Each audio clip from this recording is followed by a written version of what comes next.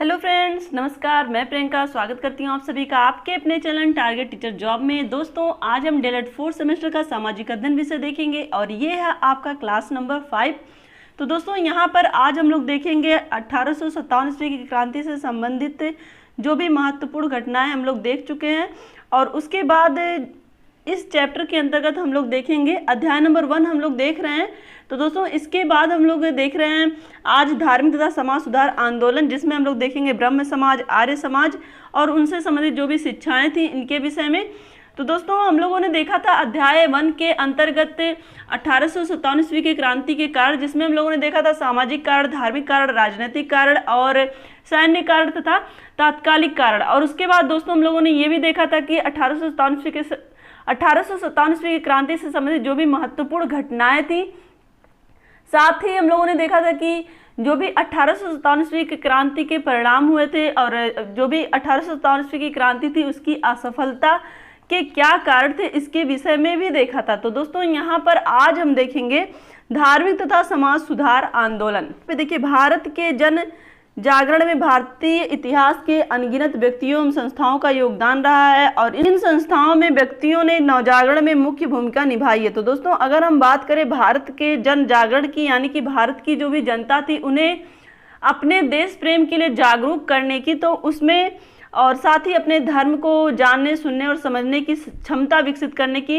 अपने विवेक को पहचानने की, तो वो कहीं ना कहीं जो समाज सुधार आंदोलन हुए थे वो बहुत ही ज़्यादा कारगर साबित हुए थे। तो दोस्तों, यहाँ पर हम बात करें इन संस्थाओं में व्यक्तियों ने नवजागरण में बहुत ही महत्वपूर्ण भूमिका निभाई। नवजागरण से आशय ऐसे सामाजिक सांस्कृतिक आंदोलन से है जिसमें कुरीतियों को दूर करने और स्त्रियों, शूद्रों, दलितों सहित समाज के कमजोर तबकों की स्थिति में सुधार लाने और धार्मिक अंधविश्वासों एवं कर्मकांडों के विरुद्ध जन जागृति पैदा करने और शिक्षा का प्रसार तथा लोगों में वैज्ञानिक दृष्टिकोण, युक्ति संगतता एवं परानुभूति का विकास करने और सामाजिक अन्याय के विरुद्ध जन अभियान चलाने संबंधी प्रयत्न सम्मिलित हैं। तो दोस्तों, यहाँ पर हम बात करें तो ये आंदोलन थे नवजागरण से संबंधित, तो वो कहीं ना कहीं लोगों के अंदर जो भी धार्मिक अंधविश्वास था, जो भी कर्मकांड के विरुद्ध जो जन जागृति पैदा की, वो बहुत ही ज़्यादा हमारे देश के लोगों को अग्रसर होने में कारगर सिद्ध हुई। और दोस्तों, आगे हम देखें, इस कार्य में विभिन्न संस्थाओं एवं व्यक्तियों ने अपना अपना मुख्य योगदान दिया और इनका संक्षिप्त वर्णन अग्रलिखित है। तो दोस्तों, जो जन जागरण था उसको आगे बढ़ाने में जो भी संस्थाएं थी, जो भी व्यक्तियों ने अपना महत्वपूर्ण योगदान दिया, उनके विषय में आज हम जानेंगे। तो सबसे पहले हम जानेंगे ब्रह्म समाज के विषय में। 19वीं शताब्दी के प्रारंभ में राजा राम मोहन राय ने 20 अगस्त 1828 को ब्रह्म समाज की स्थापना की थी। तो दोस्तों, यहाँ पर आपको क्या ध्यान देना है कि 20 अगस्त 1828 को राजा राम मोहन राय ने ब्रह्म समाज की स्थापना की थी और राजा राममोहन राय पहले भारतीय थे जिन्होंने भारतीय समाज में व्याप्त बुराइयों के विरोध में आंदोलन चलाया। दोस्तों, यहाँ पर हम देखें, ब्रह्म समाज उस समय के धार्मिक आंदोलनों में सबसे पहला महत्वपूर्ण आंदोलन था जिसने आधुनिक भारत में विवेक, बुद्धि एवं जागृति का प्रसार किया। तो दोस्तों, यहाँ पर हम बात करें, चूँकि हमारे देश की जो जनता थी वो बहुत ही ज़्यादा भोली भाली थी और कर्मकांडों में बहुत ज़्यादा विश्वास करती थी, तो उन्हें शिक्षा के प्रति जागरूक करने के साथ साथ जो भी कर्मकांड से उससे उन्हें बाहर निकालने और यहाँ पर हम कह सकते हैं जो भी बुराइयों से संबंधित कर्मकांड थे उनसे बाहर निकलने के लिए इन संस्थाओं ने प्रेरित किया। और खास अगर हम बात करें राजा राममोहन राय की, तो इन्होंने जो भी देश की जनता थी उनको जागरूक करने की कोशिश की। यहाँ पर हम देखें दोस्तों, राजा राममोहन राय ने धर्म में सुधार द्वारा सामाजिक व्यवस्था में परिवर्तन लाने की चेष्टा की, पर उनकी दृष्टि शोषितों पर निबद्ध थी। यानी कि दोस्तों, उस समय जो भी धार्मिक शोषण हो रहे थे उसके विरुद्ध भी उन्होंने आवाज उठाई, यानी कि जो भी शोषित लोग थे उनका उन्होंने साथ दिया। दोस्तों, यहाँ पर देखें, उन्होंने सती प्रथा उन्मूलन, सती के उत्तराधिकार नियम और स्त्री शिक्षा आदि के लिए निरंतर आवाज उठाई। तो दोस्तों, यहाँ पर हम बात करें, उन्होंने क्या किया कि सती प्रथा उन्मूलन, यानी कि जो हमारे देश में चली आ रही सती प्रथा थी उस पर उन्होंने आवाज उठाई और साथ ही जो स्त्री शिक्षा थी, जो कहीं ना कहीं स्त्रियां शिक्षा से वंचित रह जा रही थी, यानी कि जो भी बालिकाएं थी वो शिक्षा से वंचित रह जा रही थी, उनकी शिक्षा के लिए इन्होंने आवाज उठाई। दोस्तों यहाँ पर हम देखें, ब्रह्म समाज की स्थापना का मुख्य उद्देश्य हिंदू समाज की बुराइयों को दूर करना तथा सभी धर्मों में आपसी एकता स्थापित करना, जिससे कि भारतीय एकता के महत्व को समझ सके और ब्रिटिश साम्राज्य से स्वयं को स्वतंत्र कर सके। तो दोस्तों यहाँ पर बात करें तो इन्होंने सभी धर्मों को जोड़ने का कार्य किया। यहाँ पर कहीं ना कहीं जो लोग धर्म के नाम पर एक दूसरे से उलझ रहे थे उसको उन्होंने सुलझाने का कार्य किया कि यहाँ पर हमें धर्म के नाम पर उलझना नहीं है, बल्कि डटकर अंग्रेजों का मुकाबला करना है, क्योंकि ये जो अंग्रेज हैं ये धर्म के नाम पर हमारे बीच कटुता का बीज बो करके खुद उसमें शासन करना चाहते हैं। तो ये सारी चीज़ें उन्होंने खुल करके लोगों को बताना शुरू किया, लोगों को अपने देश के लिए स्वतंत्रता पाने की इच्छा जागृत की। क्लियर दोस्तों, आगे हम देखेंगे यहाँ पर ब्रह्म समाज के कार्य। तो दोस्तों ब्रह्म समाज के जो भी संस्थापक थे वो थे राजा राम मोहन राय, और इन्होंने इस ब्रह्म समाज की स्थापना की थी 20 अगस्त 1828 को। तो दोस्तों ब्रह्म समाज के अंतर्गत क्या कार्य किए गए थे, आज अब हम लोग इसके विषय में जानेंगे। यहाँ पर देखिए, राजा राम मोहन राय ने प्राचीन धर्म की श्रेष्ठता को स्थापित करते हुए समाज सुधार संबंधी विभिन्न कार्य किए, जिनमें से कुछ कार्य इस प्रकार हैं। तो दोस्तों यहाँ पर हम देखेंगे राजा राम मोहन राय से संबंधित जो भी विशेष कार्य हुए थे और उनके धर्म यानी कि उनके जो भी उन्होंने संस्था की स्थापना की थी ब्रह्म समाज की, उससे संबंधित जो भी कार्य हुए थे उसके विषय में हम देखेंगे नीचे। पहला कार्य क्या था, शिक्षा संबंधी कार्य। राजा राम मोहन राय ने अंग्रेजी शिक्षा का समर्थन करके पाश्चात्य शिक्षा प्रणाली के आधार पर भारतीय शिक्षा का आधुनिकीकरण किया। दोस्तों यहाँ पर हम देखिए, राजा राम मोहन राय ने अंग्रेजी शिक्षा का समर्थन करके पाश्चात्य शिक्षा प्रणाली के आधार पर भारतीय शिक्षा का आधुनिकीकरण किया तथा ज्ञान विज्ञान के अध्ययन के लिए अनेक शिक्षण संस्थाओं की स्थापना की। तो दोस्तों यहाँ पर हम देखें, राजा राम मोहन राय ने अंग्रेजी शिक्षा का समर्थन किया, क्योंकि दोस्तों जो हमारे देश की शिक्षा व्यवस्था थी वो परंपरागत तरीके से थी और कहीं ना कहीं जो वैज्ञानिक दृष्टिकोण था वो उसमें समाहित नहीं था, और यही रीजन था कि राजा राम मोहन राय ने अंग्रेजी शिक्षा पर बल दिया। अगर उस समय की बात करें तो दोस्तों ऐसा नहीं था कि उस समय उनके विरोधी नहीं रहे होंगे, उस समय उनके विरोधी रहे होंगे जो कह रहे होंगे कि ये विदेशी शिक्षा को अपनाने की बात कर रहे हैं, जबकि ऐसा नहीं है। क्योंकि वो एक पढ़े लिखे और विद्वान इंसान थे, उनको ये पता था कि इसी से हमारे देश की उन्नति होगी। वो अपने धर्म और अपने जो भी साहित्य से उससे दूर होने की बात नहीं कर रहे थे, वो बस अंग्रेजी शिक्षा में जो भी आधुनिकीकरण था, जो भी वैज्ञानिक दृष्टिकोण था, उसको अपनाने की बात कर रहे थे। क्लियर। तो यहाँ पर देखिए नंबर 2, सामाजिक कुप्रथाओं की समाप्ति तथा समाज सुधार। राजा राम मोहन राय ने अपने तर्क द्वारा सभी प्रकार के धार्मिक अंधविश्वासों एवं रूढ़ियों का खंडन किया और उन्होंने सती प्रथा, बाल विवाह, जाति प्रथा एवं छुआछूत आदि कुरीतियों का विरोध किया एवं विधवा विवाह को प्रोत्साहन दिया। तो दोस्तों यहाँ पर देखिए, राजा राम मोहन राय ने अपने तर्क के द्वारा लोगों के धार्मिक अंधविश्वासों एवं रूढ़ियों का खंडन किया, कि उन्होंने अपने तर्क के माध्यम से लोगों को ये बताया कि जिस तरह से हम इस रूढ़ियों में जी रहे हैं वो हमारे लिए सही नहीं है, कि जिस तरह से सती प्रथा और बाल विवाह ये कहीं ना कहीं हमारे जो संस्कृति है, हमारी जो सभ्यता है वो कहीं ना कहीं पीछे है और उसे हमें त्याग करके आगे बढ़ने की कोशिश करनी है। तो दोस्तों उन्होंने लोगों को जागरूक किया अपने तर्क के माध्यम से और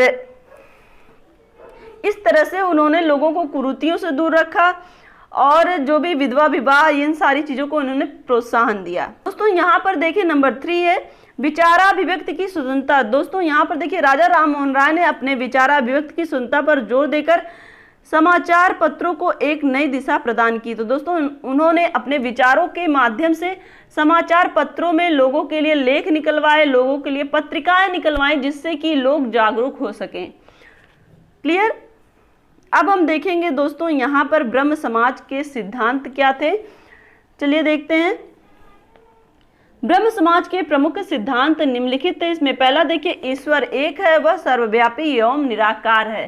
तो दोस्तों यहाँ पर देखिए हमारा जो देश है वो अलग अलग धर्म समुदाय से संबंधित है। तो दोस्तों यहाँ पर इन्होंने अपने इस ब्रह्म समाज के माध्यम से जो सिद्धांत बनाए, उस सिद्धांत में पहला पॉइंट ये था कि जो ईश्वर है वो एक है और वो हर जगह है और वो निराकार है। क्लियर? चलिए देखते हैं नंबर 2 पॉइंट। और दोस्तों चूंकि अगर हम देखें यहाँ पर नंबर 2 पॉइंट, ईश्वर की पूजा का अधिकार सभी को है और ईश्वर की पूजा आत्मा की शुद्धता के साथ करनी चाहिए। दोस्तों यहाँ पर हम देखें तो उस समय जो जाति, छुआछूत, ये सारी चीजें थी, वो कहीं ना कहीं इस ब्रह्म समाज के माध्यम से, अपने सिद्धांतों के माध्यम से लोगों को बाहर निकालना चाहते थे कि जो ईश्वर है वो एक है और साथ ही जो ईश्वर है उसका पूजा करने का अधिकार सभी को है, कोई भी छोटा बड़ा नहीं है। और साथ ही पूजा जो होती है वो आत्मा की शुद्धता के साथ करनी चाहिए, ना कि इस तरह के बातों को अपने ध्यान में रख करके, यानी कि छोटे बड़े, छूत अछूत, इन सब चीजों का ध्यान रख के नहीं करना चाहिए। दोस्तों यहाँ पर देखिए नंबर 3 है, आत्मा अजर अमर है तथा शरीर नस्वान है। तो दोस्तों यहाँ पर उन्होंने क्या कहा है, नंबर 3 पॉइंट हम देखें तो उस ब्रह्म समाज के सिद्धांत के अंतर्गत उनका ये मानना था कि जो आत्मा है वो अजर अमर है और जो शरीर है वो नाशवान है, यानी कि जो शरीर है वो एक दिन नष्ट हो जाएगा, लेकिन हमारी जो अपनी आत्मा है अगर वो पवित्र है, वो शुद्ध है, तो वो कभी भी नहीं नष्ट होगी। क्लियर? यहाँ देखिए नंबर 4, ईश्वर के प्रति पितृ भावना, मनुष्य जाति के प्रति भातृत्व की भावना तथा प्राणी मात्र के प्रति दया भाव रखना ही परम धर्म है। तो दोस्तों इसमें चौथा सिद्धांत क्या कहता है कि जो ईश्वर है उसके प्रति पितृ की भावना, यानी कि पिता के समान हमें भाव रखना चाहिए ईश्वर के प्रति, और जो प्राणी है, जो भी जीव जंतु और मनुष्य हैं, उनके प्रति हमें दया भाव रखना चाहिए। और साथ ही वो क्या है, वो हमारा धर्म है कि हम सबके प्रति दया भाव रखें, सबसे प्रेम पूर्वक रहें। और दोस्तों यहाँ पर देखिए नंबर 5 सिद्धांत है, ब्रह्म समाज प्रेम एवं सत्य में विश्वास करता है और जाति तथा छुआछूत का विरोधी है। तो दोस्तों इसमें 5वां सिद्धांत क्या कहता है कि जो ब्रह्म समाज था वो जातिवाद का विरोधी था और छुआछूत का भी विरोधी था, क्योंकि इसके पहले हम लोगों ने देखा कि उसने ये कहा कि जो ईश्वर है उसकी उपासना कोई भी कर सकता है, यानी कि कोई भी छोटा बड़ा नहीं है। तो यहाँ पर ऊंच नीच, छोटा बड़ा या फिर छुआछूत का उन्होंने समर्थन नहीं किया, यानी कि उसका विरोध किया। क्लियर? तो दोस्तों अब हम देखेंगे प्रार्थना समाज। तो दोस्तों हमने देखा कि ब्रह्म समाज की स्थापना राजा राम मोहन राय ने 20 अगस्त 1828 ईस्वी को की थी, और उसमें हम लोगों ने देखा कि क्या क्या ब्रह्म समाज के सिद्धांत थे। और अब हम देखेंगे दोस्तों प्रार्थना समाज। यहाँ पर देखिए सन 1867 में मुंबई में महादेव गोविंद रानाडे ने और डॉक्टर आत्माराम पांडुरंग ने प्रार्थना समाज की स्थापना की थी। तो दोस्तों यहाँ पर देखिए 1867 ईस्वी में मुंबई में महादेव गोविंद रानाडे और डॉक्टर आत्माराम पांडुरंग ने प्रार्थना समाज की स्थापना की थी, यानी इन दोनों लोगों ने ही मिलकर प्रार्थना समाज की स्थापना की थी। प्रार्थना समाज ने धार्मिक सुधारों, जाति व प्रतिबंध को हटाने, बाल विवाह को समाप्त करने के लिए विधवाओं के बाल कटवाना, विवाह तथा अन्य सामाजिक कार्यों में लगने वाली भारी लागत, महिलाओं की शिक्षा को प्रोत्साहित करने तथा विधवा विवाह आदि के लिए कार्य किया। दोस्तों यहाँ पर हम देखें जो गोविंद रानाडे थे और आत्माराम पांडुरंग थे, इन्होंने जो भी समाज में कुरीतियां थी, जो भी बुराइयां थी, जैसे कि बात करें बाल विवाह और विधवा के बाल कटवाना, ये सारी जो बुराइयां थी उनको उन्होंने दूर करने का प्रयास किया और साथ ही लोगों को स्त्री शिक्षा के लिए भी प्रोत्साहित किया। दोस्तों अब हम देखेंगे आर्य समाज। आर्य समाज 19वीं शताब्दी में भारत में आरंभ हुए समाज सुधार के आंदोलन में अग्रणी था। आर्य समाज की स्थापना 10 अप्रैल 1875 ईस्वी में स्वामी दयानंद सरस्वती ने मुंबई में की थी। तो दोस्तों यहाँ पर हमें क्या ध्यान देना है कि 10 अप्रैल 1875 में स्वामी दयानंद सरस्वती ने आर्य समाज की स्थापना की थी। दोस्तों यहाँ पर देखिए आपको कुछ भी रटने की जरूरत नहीं है, क्योंकि ये जो धार्मिक सुधार आंदोलन हुए थे वो लगभग एक दूसरे के समकक्ष थे। तो यहाँ पर जो बुराइयां थी वो समाज से संबंधित थी और सारी की सारे धर्म इन्हीं बुराइयों को समाप्त करने में लगे हुए थे। तो यहाँ पर बस आपको इतना ही ध्यान रखना है कि जो भी समाज सुधार आंदोलन थे उसके संस्थापक कौन थे और कब उन्होंने कहां पर इसकी स्थापना की थी। क्लियर। तो आर्य समाज की स्थापना किसने की थी? स्वामी दयानंद सरस्वती ने 1875 ईस्वी में। क्लियर। आर्य समाज की स्थापना का उद्देश्य वैदिक धर्म की पुनः शुद्ध रूप में स्थापित करना और भारत को सामाजिक, धार्मिक एवं राजनैतिक एकता के सूत्र में बांधना तथा भारतीय सभ्यता एवं संस्कृति पर पड़ने वाले पाश्चात्य प्रभाव को रोकना था। तो दोस्तों देखिए, यहाँ पर जब अंग्रेज आते हैं तो कहीं ना कहीं जो भी पाश्चात्य शिक्षा थी वो भारत के लोगों पर भी हावी होने लगती है। तो यहाँ पर पाश्चात्य शिक्षा का प्रभाव यहाँ पे पढ़ने से रोकना नहीं था, बल्कि पाश्चात्य शिक्षा से संबंधित जो भी बुराइयां थी उनको रोकना इनका महत्वपूर्ण कार्य था दोस्तों। क्योंकि लोगों के अंदर जो भी धार्मिक प्रवृत्ति थी वो धीरे धीरे कम हो रही थी। लोगों के अंदर जो निस्वार्थ भावना थी देश के प्रति वो धीरे धीरे कम हो रही थी। तो उन सारी चीज़ों को ये रोकना चाहते थे। देखिए यहाँ पर उनका एक स्टेटमेंट बहुत ही ज़्यादा फेमस है। दयानंद सरस्वती ने वेदों की ओर लौटो का नारा देते हुए वेदों को भारत का आधार स्तंभ बताया। स्वामी जी ने अपनी पुस्तक सत्यार्थ प्रकाश के माध्यम से हिंदू धर्म में व्याप्त अंधविश्वासों एवं रूढ़ियों का खंडन किया। तो दोस्तों स्वामी जी की जो पुस्तक है सत्यार्थ प्रकाश, इसमें इन्होंने हिंदू धर्म से संबंधित जो भी कुरीतियां, जो भी प्रथाएं थी उसको दूर करने का प्रयास किया और जो भी रूढ़ियां थी उनको खंडन करने का प्रयास किया। यानी कि जो भी लोग रूढ़ियां ढोते चले आ रहे थे अपने दैनिक जीवन में, उनको समाप्त करने का प्रयास किया। अब हम देखेंगे दोस्तों आर्य समाज के प्रमुख सिद्धांत। यहाँ पर देखिए आर्य समाज के प्रमुख सिद्धांत निम्नलिखित हैं। पहला इसमें ईश्वर एक है जो निराकार, अनंत, अनादि, अमर, सर्वव्यापक एवं सृष्टि करता है, हमें उसी की उपासना करनी चाहिए। तो दोस्तों यहाँ पर देखिए जिस तरह से हम लोग ब्रह्म समाज में देखे थे पहला पॉइंट कि ईश्वर एक है और कोई भी छोटा बड़ा नहीं है, इस तरह से जिस तरह से ब्रह्म समाज में कहा गया था सेम वही पॉइंट इसमें भी कहा गया है कि जो ईश्वर है वो एक है, निराकार है, अनंत है, अनादि है और हर जगह सर्वव्यापी है, ओमनी प्रेजेंट, और वो ही सृष्टि करता है। तो उसकी उपासना हमें करनी चाहिए। ये बातें इन्होंने कही अपने सिद्धांतों के माध्यम से। यहाँ पर देखिए नंबर 2 पॉइंट है समस्त सत्य, विद्या एवं पदार्थ आदि का मूल परमेश्वर है। दोस्तों यहाँ पर हम बात करें, इन्होंने अपने सिद्धांत में क्या कहा कि जो भी सत्य है, विद्या है, जो भी पदार्थ है, ये सब एक ईश्वर का ही मूल है। यानी कि जो परमेश्वर है उन्हीं का ही मूल है। अगर ईश्वर है तभी इनका अस्तित्व है। क्लियर। नंबर 3 पर हम देखें, सदा सत्य को ग्रहण करने तथा असत्य को त्यागने के लिए तत्पर रहना चाहिए। यानी कि जो भी सत्य नहीं है उसको त्यागने की कोशिश करना चाहिए और जो सत्य है उसको धारण करने की कोशिश करनी चाहिए। यानी कि जो झूठ है उससे दूर रहने की कोशिश करनी चाहिए, हमेशा सत्य का साथ देना चाहिए। क्लियर। यहाँ पर देखिए नंबर 4 है सबसे प्रेम पूर्वक एवं धर्मानुसार उचित व्यवहार करना चाहिए। और नंबर 5 है कि विद्या की वृद्धि एवं अविद्या के नाश के लिए सदैव तत्पर रहना चाहिए। तो दोस्तों यहाँ पर देखिए इन्होंने अपने सिद्धांतों के माध्यम से ये कहा कि प्रत्येक मनुष्य में ईश्वर का वास है और प्रत्येक धर्म से प्रेम पूर्वक और उचित व्यवहार करना चाहिए। क्लियर। और साथ ही विद्या की वृद्धि और जो अविद्या है उसका नाश करने के लिए सदैव तत्पर रहना चाहिए।